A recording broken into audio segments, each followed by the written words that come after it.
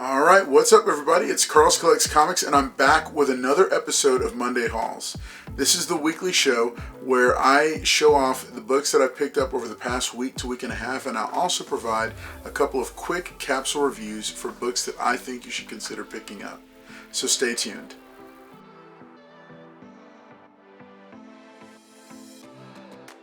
All right, here we are. It's another episode of Monday Hauls. I've got some cool books to show you. One quick reminder, we do have our currently going my comic book or comic collecting for beginners 4-part video series that's dropping on Fridays. We're 2 videos in. We've got 2 more to go, and a lot of people have been enjoying those and watching those. It's very basic. It's very much for brand new collectors, but even if you're a seasoned collector, I encourage you to watch them and check them out and see what you think. Another quick announcement, we are fast approaching 600 subscribers. I will be dropping a 600 subscriber giveaway video announcement as soon as we break 600. I do have a special giveaway planned for that milestone, and each 100 until we break 1,000 we'll be getting an even cooler and cooler giveaway. So make sure and watch that. I'll have some interesting stuff for that. Also, keep an eye on my Instagram. I'm going to be dropping my news about an Instagram giveaway that you can enter to win just over there on Instagram. I'm at Carl's Collects Comics. So, hey, those are the announcements. Let me go and just, we got that out of the way. So let me show you some books. So, over the past couple of weeks of affordable auctions, there's been some cool books that have popped up that I wanted to snag for the personal collection. One of them was, and this is a kind of beat up bag, it's issue number 6 of All New Spider-Man. Just love this cover here, and adding this to my Miles Morales run. I also, if you know me, you know that I'm a big fan, among other things, of the 90s X-Men run by Jim Lee and Chris Claremont. And so Strictly Comics had put up a couple of raw autographed books and from that run, and I had to grab them when I saw them. It is X-Men number 1 in very crisp condition. The gatefold cover, signed by Chris Claremont. You can see it right there across the title. Beautiful book. Very clean. And I just, when I see a raw autograph book, especially from this run, I can't help myself. I always want to pick them up. And then not just number 1, but also number 2 in just as clean condition. Also with Chris Claremont's signature across the top, across the masthead. Chris always signs across the masthead for the comics. So yeah, that was really cool. Man, fantastic books to have his signature on and to have to add to the personal collection. So those are 3 online pickups that I had from my 2 local comic shops over the past week to week and a half. I went ahead, I was going to pick a couple of them up. We've showcased them, the Edge of Spider-Verse number 2 facsimile covers. Went ahead and picked 3 of those up.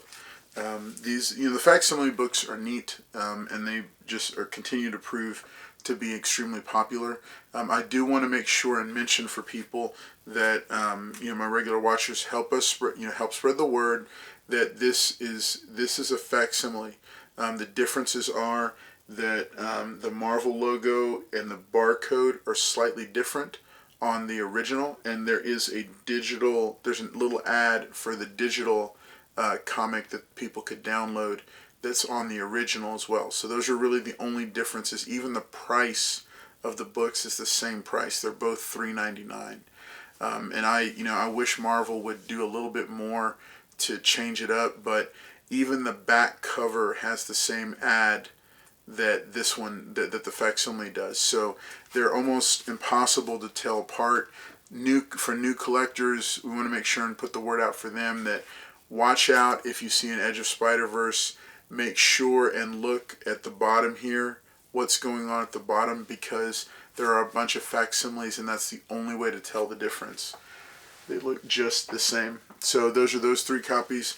Monster Kill Squad continues from Bad Idea. This is issue number 4. This is an excellent series that I'm enjoying. because, it's monsters and big guns. How can you not like that?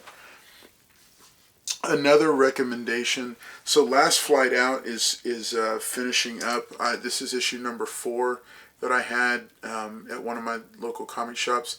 I think it's currently on issue number 5, and this is just it's a really cool story. I read the first, I think, 2 or 3 issues, and I've been waiting for the rest of them so I can just read them all in one sitting.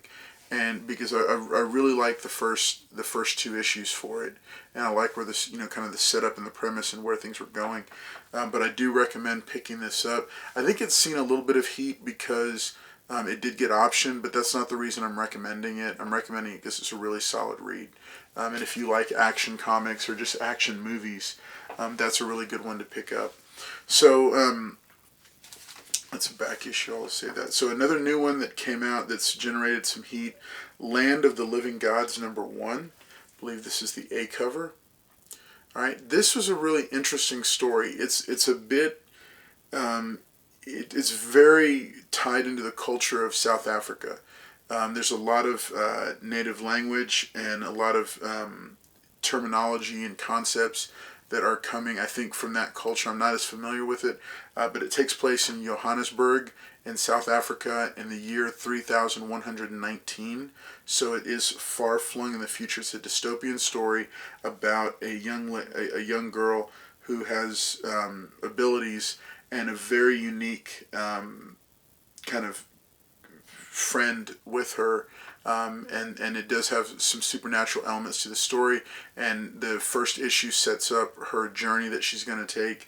So I enjoyed it. I thought it was good. If I'm able to pick up a second copy of it, then I will be giving one of these away on Wednesday night on the giveaway show. So make sure and tune in. I might even just give the one that I have. I only picked up one, but it just seems to be a solid, hot book, and a lot of people are excited about it. And I think it's really interesting, so I'd like to keep a copy and continue reading it. So that's one that I do recommend picking up also for the story. It's just, there's just a lot of neat things about it that are unique, and so they've done some setup. It's not like super cliffhanger, but it's definitely worth picking up the second issue and seeing what it's like. I'm not going to keep talking about it because I know y'all are sick of hearing me rave about the Marvel Moon Knight series. This is the year of Moon Knight. We've got the Moon Knight Disney Plus streaming show coming, starring Oscar Isaac and Ethan Hawke, and we've already gotten some good first looks at that, and it looks amazing. But then, just wildly enough, when I picked up the first issue of the current Moon Knight series, I was really impressed with it because it was solid. And it's continued to do well. It's introduced some new mythology. It's kind of tied up all the stuff from the past, but it's also charting a new course. So if you're a longtime Moon Knight fan and you've been a little bit hesitant about it, I do recommend picking it up. Even if you don't want to get the back issues, which are fairly affordable, you could still go ahead and pick up the trade, the collected edition, because there should be the first collected edition for this volume, but I do recommend it. This was a little odd, but I guess every book this month had an ex-Gwen variant, so they also threw this in my pull box. This is an interesting one.